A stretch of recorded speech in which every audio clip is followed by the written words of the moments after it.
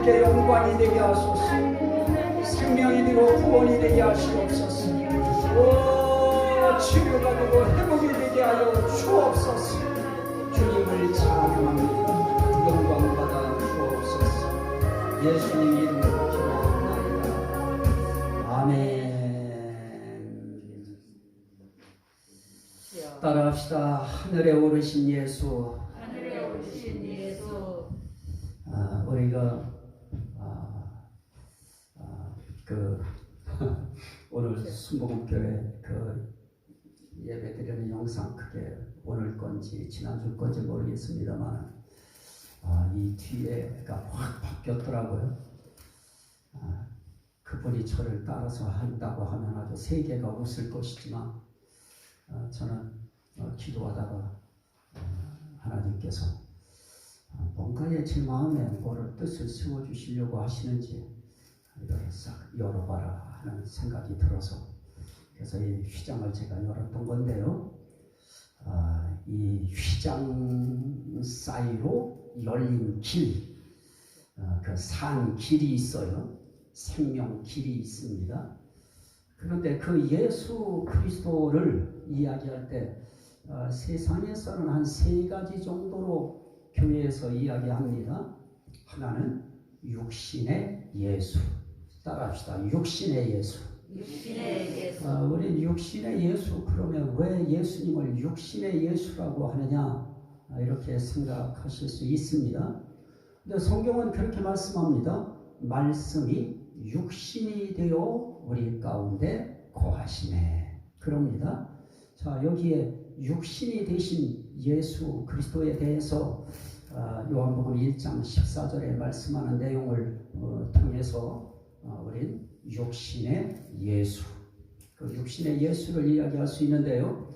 그 육신의 예수가 이 땅에 계실 때 하신 일은, 육신의 예수로 계실 때 하신 일은, 그것을 한마디로 규정해 놓은 것은 마태복음 4장 23절 말씀에 보면 예수께서 온 갈릴리에 두루 다니시며 저희 해당에서 가르치시며, 그럽니다. 따라합시다. 가르치시며.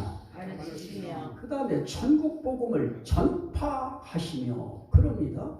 가르치고 또 천국 복음을 전파해요.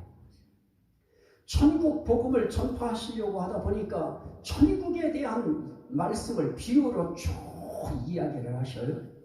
이 천국 비유에 대한 것을 가지고 또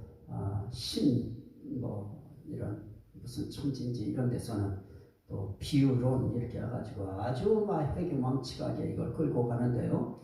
그것도 사실은 깊이 들어가면 그런 거 아니고요. 저는 이미 그 비유에 대한 것도 이미 우리 예수님께서 사복음을 통해서 이야기하셨던 그 비유에 대해서 저는 영상에 다 올려놨습니다. 어쨌든 이 땅에 계시면서 회당에 가서 가르치시고, 회당을 오늘날로 표현하면 교회예요. 교회에서 가르치시는 일을 하셨고요. 또 천국 복음을 전파하는 일을 하셨고요. 그 다음에 또 하신 일이 뭐냐?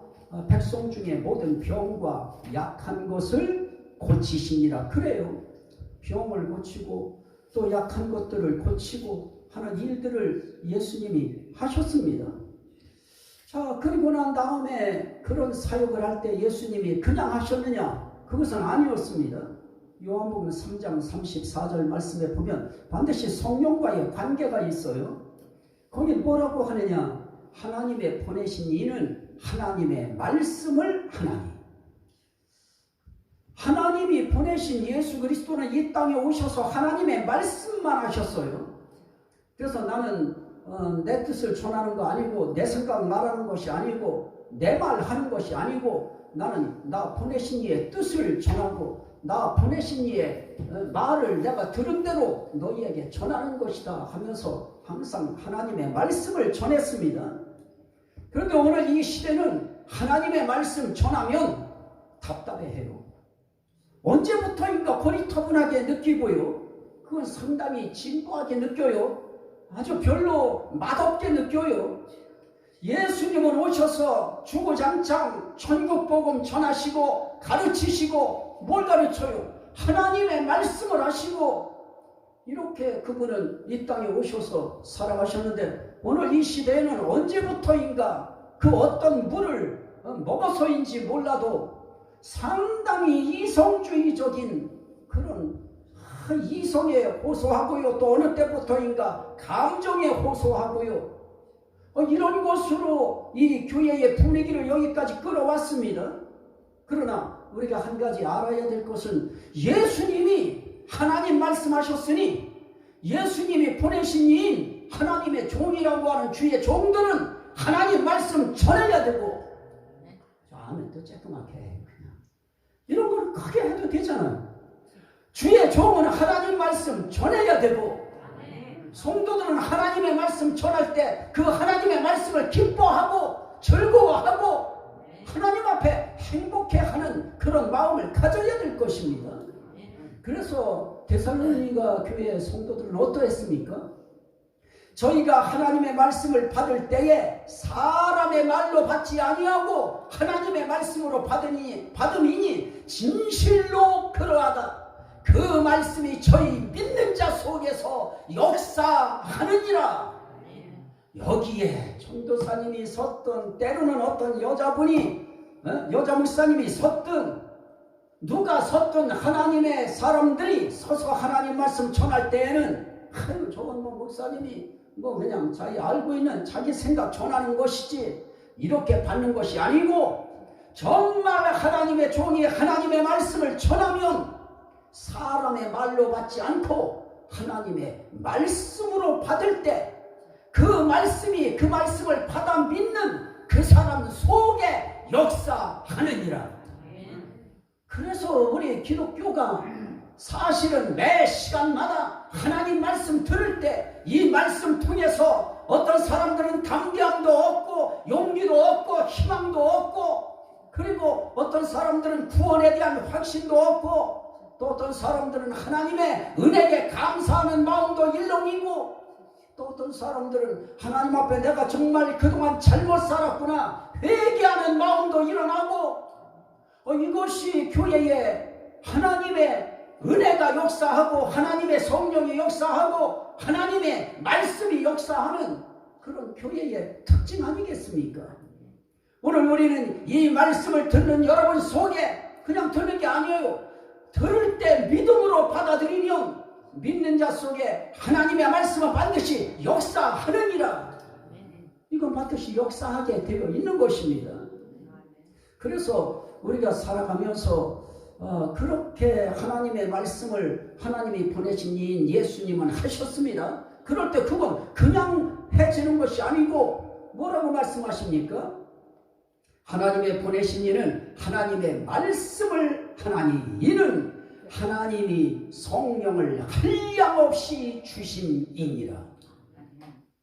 예수님도 이 땅에 오셨을 때 그냥 말씀 전한 거 아니고요. 그냥 천국 복음 전한 거 아니고요. 그냥 약하고 병든 거 고친 거 아니고요. 하나님이 성령을 한량없이 주셨다.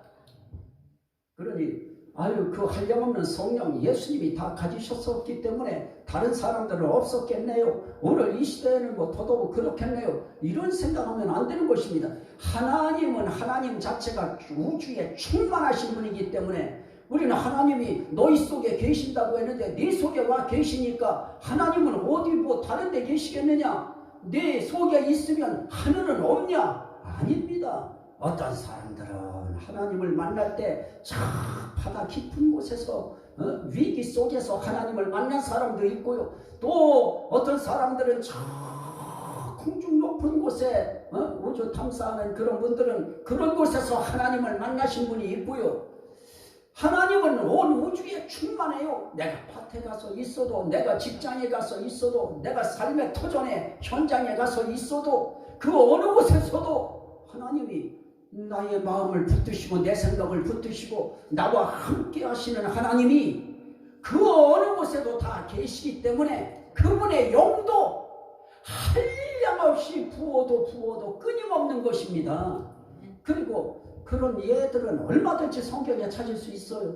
예수님도 세상에 물고기 2마리에다 보리떡 5개 가지고 5,000명을 먹이고 남겼다. 그것도 12바구니나 남기고, 이런 일들은요, 우리 주님의 손에 붙들리고 하나님의 축복하시면 얼마든지 그것을 나눌 수 있는, 분유하실 수 있는 그런 하나님이시기 때문에 한량없이 예수님에게 주셨던 그 성령은 저희들에게도 한량없이 그분은 누구에게도 주실 수 있으신 것입니다. 그래서 우리가 살아갈 때 예수님이 그러하셨다고 하면 저와 여러분들도 마찬가지 아니겠습니까? 저희들도 역시 주님 앞에, 하나님 앞에 이 성령 정말 필요합니다. 이 성령 많이 필요합니다. 한량없이 예수님에게 주셨던 그 성령 주셔서 보내신 이의 뜻을 이 땅에 살면서 행하게 하여 주옵소서. 우리 그런 기도의 자세를 가지고 살아가면 그분이 그 성령 주셔서 우리의 삶을 끌어가실 것입니다. 자, 그 다음에 우린 예수님을 또 뭐라고 합니까? 죽었다가 다시 사신 예수, 우린 그 예수를 부활하신 예수, 그래서 부활의 예수라고 그럽니다. 따라합시다. 부활의 예수. 부활의 예수. 이분이 하신 일은 사실은 다른 거 없어요. 이분은 누가복음에서도 말씀하셨듯이요, 그분은 고향으로 내려가고 있는, 엠마오로 가고 있는 예수님이 돌아가시고 난 다음에 실망했어요. 낙심했어요. 그분 따라다녔던 인생길을 후회하면서 내려가고 있습니다. 그때 예수님이 그들 곁에 가까이 오셔서 그들에게 뭘 말씀하시느냐? 그렇게 되어질 일에 대해서 성경에서 말씀하신 거 그게 무엇입니까? 모세와 율법과 선지자의 글과 시편에 나를 가리켜 기록된 것이 이루어져야 하리라 한 것이 곧 이것이라 라고 말씀하면서 그들의 마음을 열어 성경을 깨닫게 하시고 그러십니다. 그럼 결국 예수님이 부활하신 다음에 이 땅에 40일간 계셨어요. 그래서 부활하시면서 뭐 하셨느냐? 그동안 내가 이때까지 너희에게 말한 것이 무엇이었느냐? 내가 너희에게 말한 것이 모세율법 아니었느냐? 내가 너희에게 말한 것이 선지서 아니었느냐? 내가 너희에게 말한 것이 시편 아니었느냐? 거기에 나를 가리켜 기록한 것들 내가 다 이미 말하지 않았느냐? 그것이 이루어져야 되리라고 한 것 가운데 하나가 뭐냐? 내가 죽었다가 살아나는 일이었다. 그 사실을 깨닫게 하셔요. 그래서 예수님께서는 부활하셔서 제자들에게 나타나셔서 다른 거 하신 거 아닙니다. 말씀대로 나는 여기 이렇게 살았다. 결국은 성경 다시 한번 확인시켜 주시고 깨닫게 만들어 주시고 그거 생각나게 만들어 주시는 겁니다. 주님은 결국은 살아나셔도 뭐 말씀하셨느냐? 성경 가르치신 것입니다. 며칠 동안이요? 40일 동안. 자, 그렇게 40일 동안 가르치실 때 그분은 성령과 아무 관계 없었는가? 아닙니다. 그분은 항상 마지막 순간에도 부활하신 다음에 강조한 것이 무엇이었느냐? 성령 강조하십니다. 내 아버지께서 약속하신 것을 기다리라. 그 약속하신 것이 무엇이냐? 너희에게 능력을 입히우는 것이다. 사도행전에서는 또 뭐라고 말씀하십니까? 너희는 물로 지금까지 세례를 받았으나 이제는 성령으로 세례를 받으리라. 그러면서 아버지의 약속이 뭔지 아느냐? 성령으로 세례 받는 것이다. 이때까지는 세례 받을 때 물로 받았다. 그러나 이젠 세례 받을 때 성령으로 세례 받는 그런 때가 이제 오는 것이다. 그러면서 그 성령으로 세례 받는 그 사건을 뭐라고 하느냐? 오직 성령이 너희에게 임하시면 너희가 권능을 받고, 결국은 권능 받는 세례를 우리에게 허락하시는 것입니다. 그 성령에 대해서 이야기할 뿐만 아니라 또 예수님은 이렇게 말씀합니다. 성령을 받아라. 아버지께서 나를 보내신 것 같이 나도 너희를 보내노라. 그러시면서 숨을 쉬시면서 성령을 받아라. 그래요. 결국 예수님께서도 부활하신 다음에 결국 그분은 성령과의 관계에 있는 이 성령을 아주 강하게 강조하셨습니다. 그 성령 받을지어다. 이게 오늘 이 시대 여기서 주의 종이 외쳐야 될 말씀인 것입니다. 우린 그 성령 받아야 살아요. 그 성령 받아야 구원받고 그 성령 받아야 인생을 인생답게 우리가 살아갈 수 있는 것입니다. 하나님 뜻대로 사는 길, 예수님 뜻대로 사는 길, 그건 결국은 성령 받아야 사는 길인 것입니다. 그거 임해야 전도할 수 있는 마음도 일어나고, 그거 임해야 하나님 말씀을 참 즐겁게 받을 수 있는 그런 뜨거움도 가슴에서 일어나고요.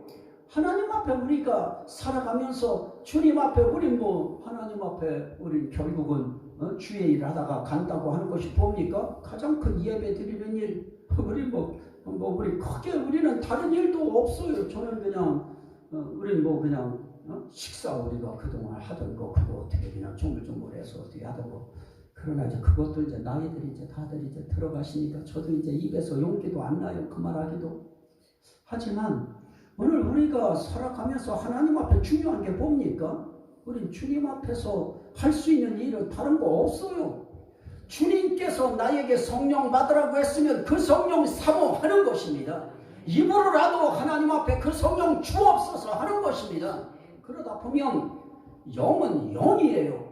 예수님이 문 닫고 있어도 부활하신 예수는 문 닫고 있는 그 속에도 들어오실 수 있으셨듯이 우리가 주님을 사모하고 이렇게 시간 성령을 사모합니다. 성령 주세요. 이렇게 함께 외치다 보면 어느 순간인가 우리에게 임했던 구원의 성령 말고요, 하나님의 권능의 성령이, 능력으로 입혀지는 성령이 우리 얼마든지 우리 속에 들어오실 수 있습니다.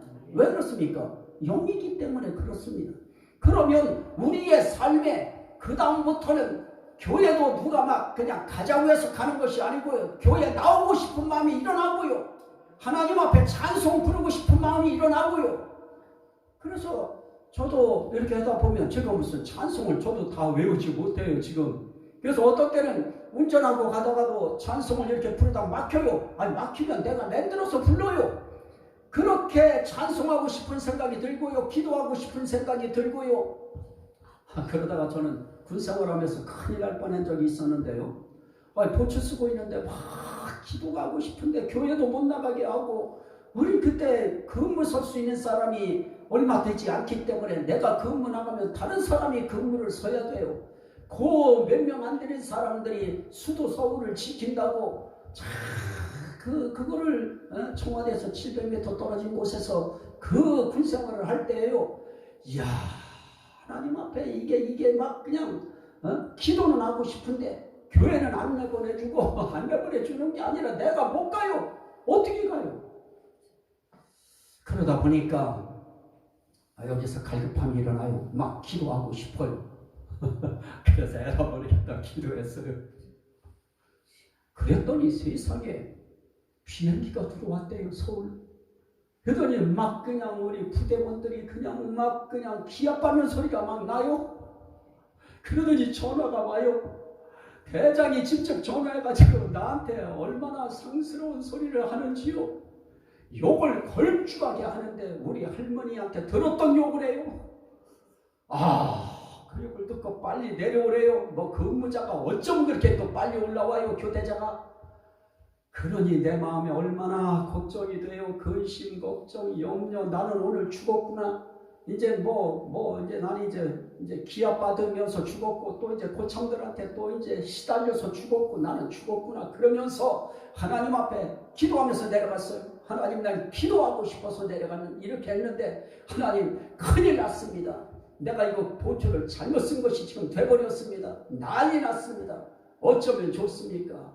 하고 내려가는데요, 대장실 문을 딱 노크를 하면서 근무 중 이상 그랬어요. 근무 이상 없이 쓰고 돌아왔습니다. 그랬더니 대장이 픽하고 웃어요. 그러더니 운동장 20바퀴 뛰어라 그러더라고요. 그래서 그 말 하는데 얼마나 고마운지요. 30바퀴 돌겠습니다 하는 게 막 목에서 막 올라오는데 그걸 참고요. 거기를 도는데요. 얼마나 감사한지요.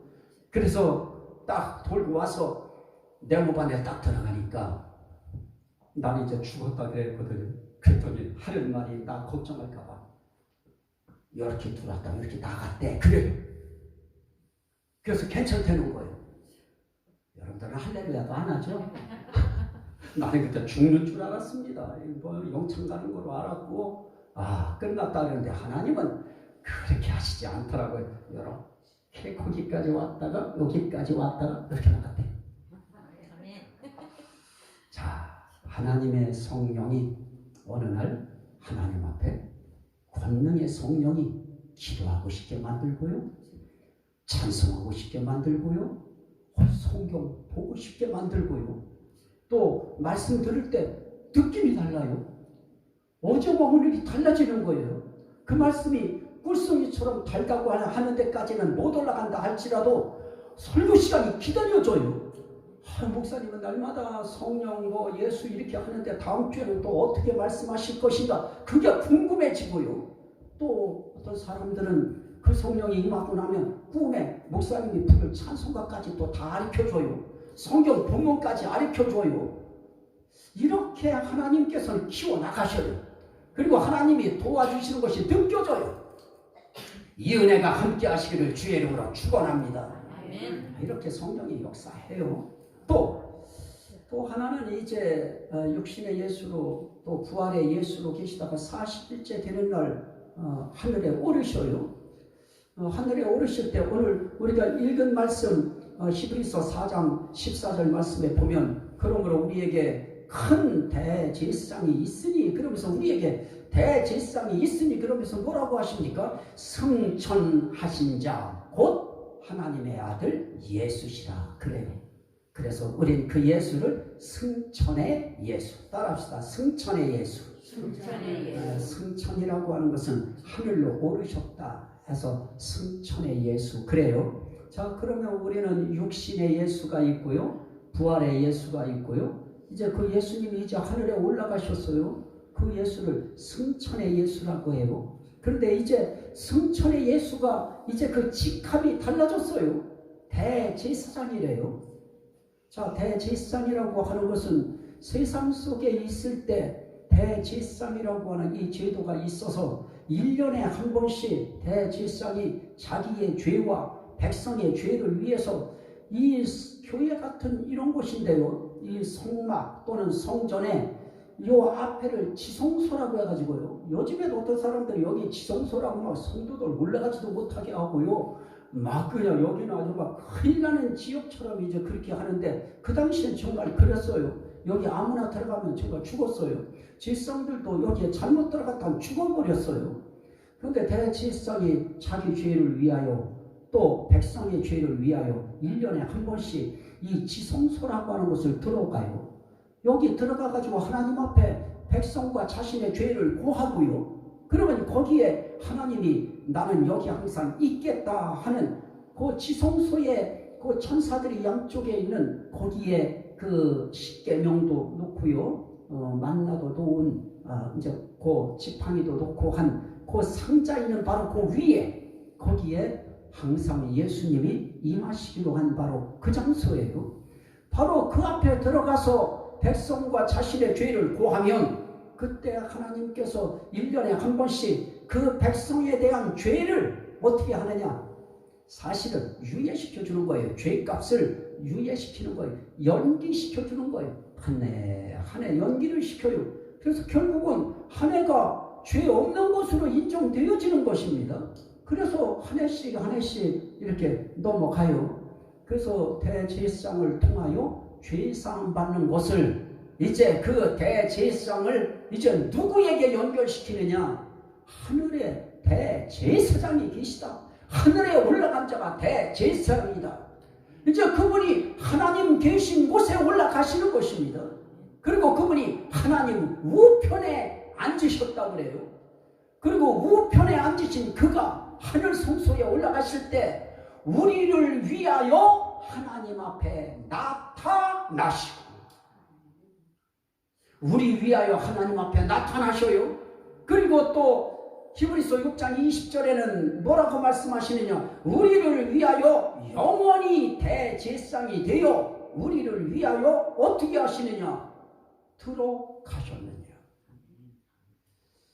그것도요 영원한 대제사장이 되어서 영원히 우리를 위하여 하늘 성소라고 하는 이 성소에 들어가시는 것입니다.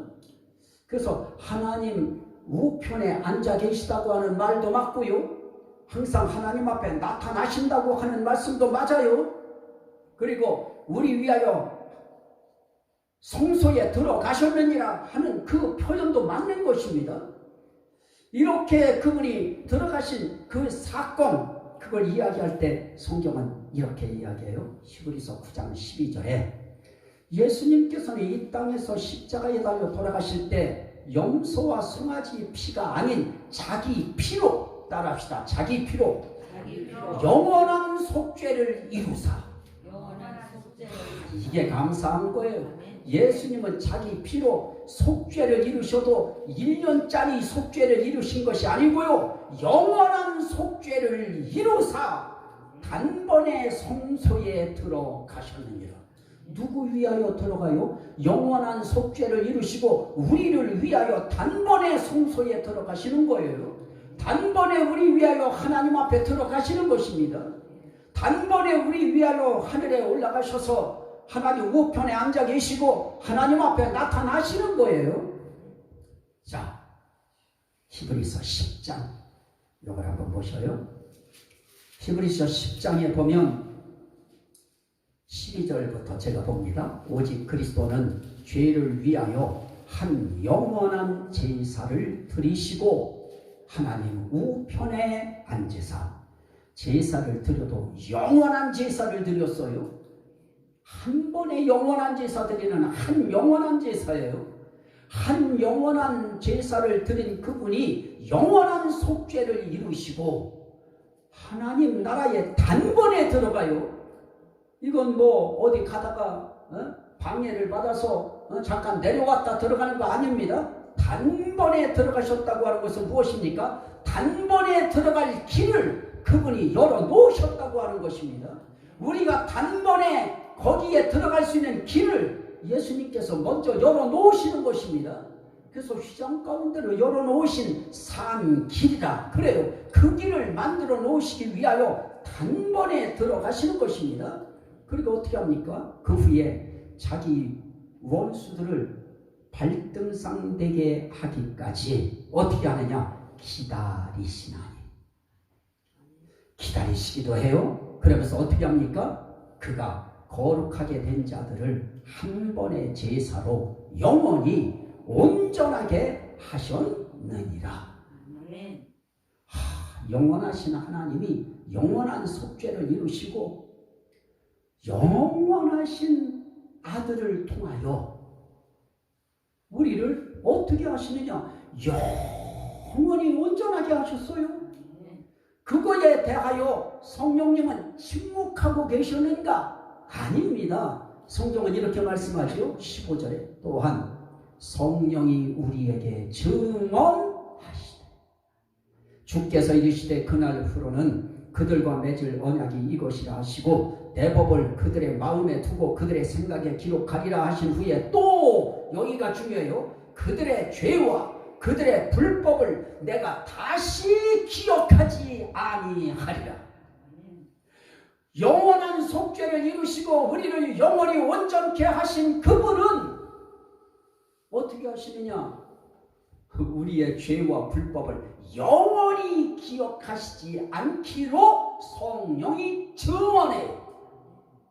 그래서 우리 이제 하나님 앞에 올라가서 우리 구원받을 때 우리 생각해요. 아, 이렇게 죄 많은 내가 어떻게 천국에 가느냐고, 어떻게 그 좋은 나라에 가느냐고, 나같이 한 것도 없는 내가 어떻게 천국 가냐고, 그런 생각하지 마셔요.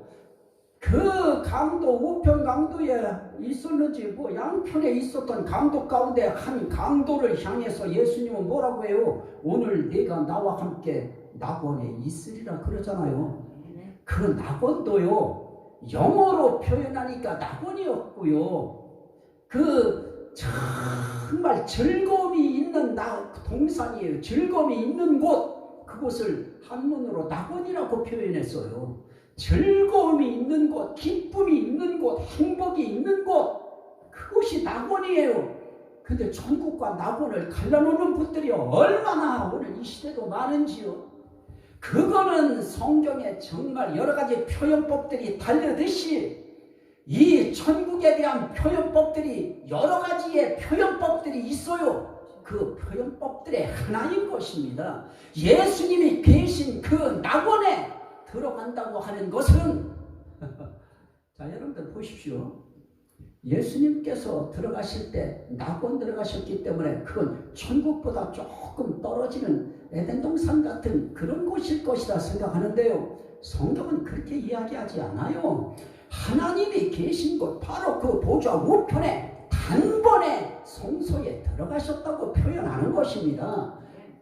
여러분들 이거 정말 여러분들 마음속에 정말 믿지 않으면 여러분들도 어딘가 조금 예수님 오시기 전까지 어떤 한 정거장에 꼭 무슨 개톨릭의 정거장 마련해 놓은 것처럼 무슨 정거장에 잠깐 우리가 그래도 거긴 좀 괜찮은 곳에 있다가 그러다가 무슨 우리 주님이 오실 때 비로소 새 예루살렘 성에 들어갔다가 그 천년이 끝나면 확대되어지고 완전히 영원한 나라로 들어가는 것처럼 그렇게 생각하는데요. 하나님이 계신 보좌 옆에 우편에 바로 단번에 예수님이 들어가신 그곳은 천국이었던 것입니다.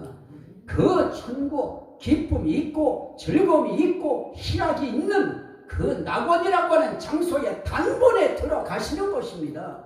어디 고쳐서 가는 것 아니고요. 단번에 들어가셔요. 그래서 저는 하나님 앞에 어디 무슨 정거장 같은 곳에 있다가 주님 재림하실 때 천국 가는 나는 그런 신앙 같지 않습니다. 나는 이 말씀을 근거로 하여 단번에 들어가시고요. 거기로부터 또 오실 때도 단번에 거기서 오셔요. 그래서 우리가 하나님 앞에 중요한 것은 무엇입니까? 이렇게 하나님 앞에 올라가실 때에도 중요한 것은 우리를 위하여 그분이 대제사장으로서의 역할을 다 해놓으신 것에 대하여 그 영원한 속죄 또 영원히 온전케 하신 그 사건에 대하여 성령께서 증언하신 말씀이 있기 때문에 우리의 죄와 불법은 무죄입니다. 이게 감사한 거 아니겠어요? 안 고마워요?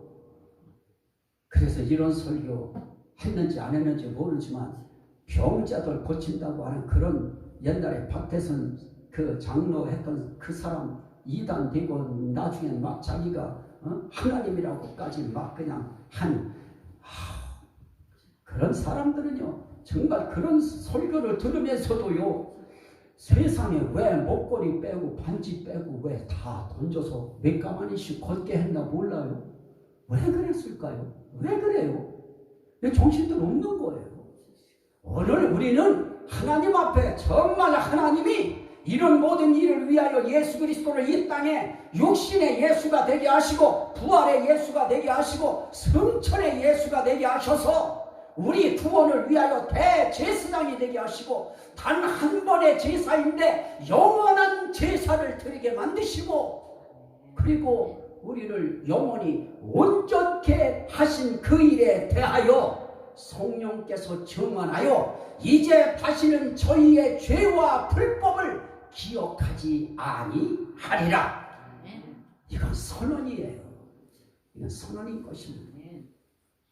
이 예수 그리스도가 지금 저와 여러분들을 위하여 하늘 보좌 하나님 보좌 우편에서 대제사장의 역할을 하고 계신 것을 믿으시면 아멘 합시다. 중요한 고백이에요. 오늘 저와 여러분들은 이 세상에서 우리 인생길의 가장 위대한 고백을 지금 저희는 한 것입니다. 그분이 대제사장이 되셨다는 것은 그런 의미에서 우리에게 얼마나 중요해요. 그런데 보세요. 히브리서 7장 24절 25절에 보면 예수는 영원히 계심으로 안 바뀌어요. 영원히 계심으로 그 제사 직분도 갈리지 아니하나니 안 갈려요. 직분도.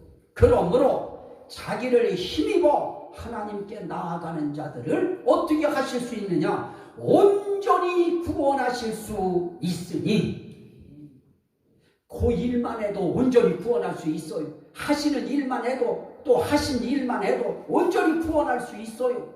누구를? 그를 힘입어 하나님께 나아가는 자다. 여러분들이 이 예수를 힘입어서 하나님께 나오신 거 아니겠습니까? 우린 예수를 힘입어 하나님께 나왔습니다. 그들을 영원히 온전하게 하시고 영원히 구원하실 수 있으니 이것만 해도 우리는 확신할 수 있어요. 저희의 구원을 확신할 수 있습니다. 그런데 그분이 하시는 일이 있어요. 이는 그가 항상 살아서 우리를 위하여 간구하시느니라. 이 예수 그리스도께서 항상 살아서 영원히 변하지 않는 직분을 가지고 우리를 위하여 하늘에 들어가시고 우리를 위하여 하나님 앞에 나타나시고 우리를 위하여 중보자로서 변호하시고, 제가 굳이 요한 1서 표현은 안 한 거지만요, 우리를 위하여 변호하시는 겁니다. 그러면서 우리를 위하여 기도하셔. 영원히 기도하셔. 자, 이렇게 하실 때 그 기도를 할 때 성령은 뭐하고 계실까요? 지금 이 예수님이 하늘에 오르셔서 그런 일을 하고 계신 것도 중요하지만 그분이 하신 일 가운데 가장 중요한 일이 뭘까요? 내가 가지 아니하면 그가 보혜사가 너희에게로 오시지 아니하리니 그러시면서 내가 가면 그를 너희에게 보내리니 내가 아버지께로부터 보혜사를 너희에게 보내리니. 그분이 가셔서 하신 일이 뭐냐? 보혜사 성령 보내시는 일이에요. 그러면 이제 그 성령은 어떻게 하시느냐? 예수님은 육신의 예수로 오실 때는 사람들 바깥에, 곁에, 앞에, 뒤에 계셨어요. 그러나 이제 보혜사라고 하는 하나님의 영, 진리의 영이 오시면 그분은 저와 여러분들 속에 들어오셔요. 그래서 우리 속에는 정말 대단한 분이 들어오신 거예요. 하나님의 영이 오신 거예요. 그 영이 온 그 영, 이 영은 뭐 하고 있을까요? 로마서 8장입니다. 로마서 8장 25절 26절에 보면 이와 같이 성령도 우리의 연약함을 도우시나니 우리가 마땅히 빌 바를 알지 못하나 오직 성령이 말할 수 없는 탄식으로 우리를 위하여 친히 간구하시느니라. 예수님 한 분이 기도만 해주셔도 우리 구원은 완벽해요. 그런데 성령께서 우리를 위하여 친히 탄식하면서 간구하셔요. 기도하셔요. 이만큼 우리의 구원은 중요하다는 거예요. 이만큼 여러분들의 구원은 중요한 거예요. 구원이 중요한 만큼 여러분 자체가 중요한 거예요. 따라합시다. 나는 중요한 사람이다. 여러분이 중요하기에, 여러분들의 영혼이 중요하기에 그 중요한 그 영혼을 위하여 예수 그리스도께서 항상 살아서 기도하시고 보혜사 성령께서도 저와 여러분 속에 오셔서 기도하시고 그분이 우리의 죄 없는 무죄함을 그분이 증언해 주시고 하나님 앞에서도 증언해 주셔요. 그분이 말씀에 이렇게 되었기에 오늘 아무개는 무죄입니다. 그분이 증언해 줘요. 여러분들 각자 딱 세워놓고 나서 저 사람의, 저 형제의, 저 자매의, 저 딸의, 저 아들의 죄와 불법은 이제 없습니다. 깨끗합니다. 무죄합니다.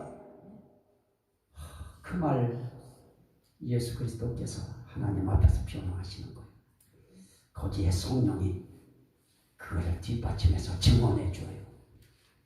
기도해 주시는 거예요. 지금도 기도하고 계셔요. 이 설교를 듣는 시간에도 저 위하여 기도하시고 여러분들 위하여 기도하시고 어떻게 해서라도 이 설교가 여러분들의 마음속에 들어가서 정말 구원받을 수 있는 말씀이 될 수 있도록 성령이 기도하신다 생각하면 제가 여기서 흥분되지 않고 견딜 수 있을까요? 제가 여기서 딴 얘기 할 수 있는 시간이 있을까요? 오늘 우린 구원 받았습니다.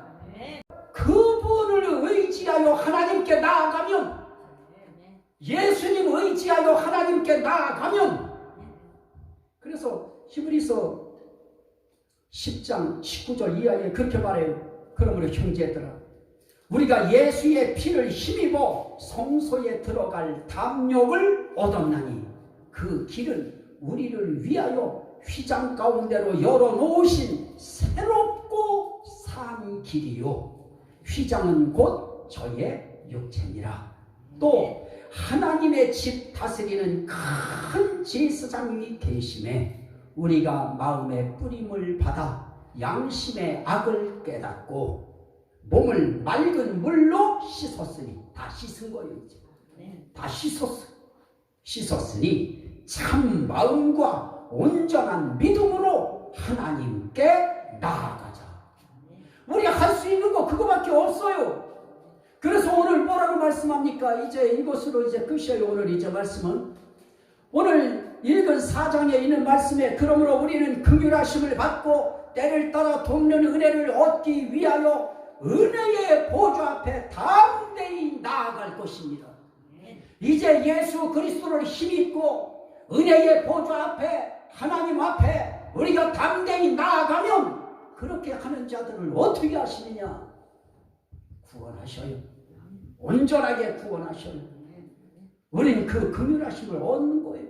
그러니 오늘 우리가 할 일이 있어요? 돈을 내서 돈 가지고선 천국 가는 거예요? 돈을 얼마를 들여야 천국 갈 수 있을까요? 돈으로 하려고 하면 나는 천국 못 갑니다. 그런데 예수 그리스도께서 우리 위하여 육신의 예수로 오셔서, 부활의 예수로 살아나셔서, 성천의 예수로 살아계셔서 우리를 위하여 해주신 일들, 우리 위하여 죽으시고, 우리 죄값을 위하여 죽으시고, 부활하시고, 성천하시고, 우리 위하여 앞으로 재림하실 그 예수를 내가 나의 하나님으로 믿습니다. 나의 주님으로 믿습니다. 나의 큰 대제사장으로 믿습니다.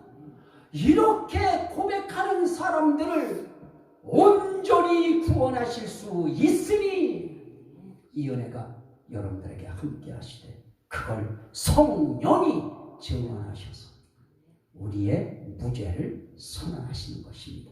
이 은혜가 여러분 것입니다. 행복하게 마음을 느껴야 됩니다. 우리의 오늘의 이 고백을 위대한, 평생에 단 한 번의 위대한 고백으로 여러분들이 입술로 고백하신 것으로 믿으셔야 됩니다. 이 은혜가 여러분들의 삶 속에 메아리치고 고동치시기를 주의 이름으로 축원합니다. 아멘. 우리 주여 삼창하고 우리 하나님 앞에 한번 같이 우리 한번 감사기도입니다. 우리 다른 말 거 없어요. 감사기도 드리는 것입니다. 감사기도 우리 한번 드리도록 합니다.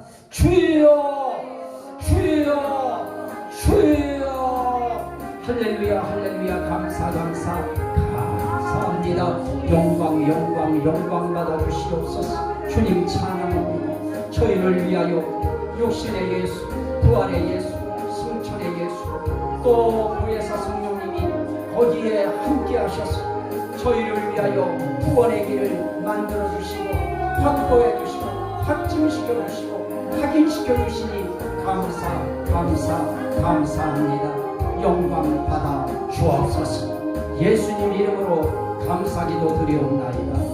아멘. 182장 우리 한번 드립니다. 182장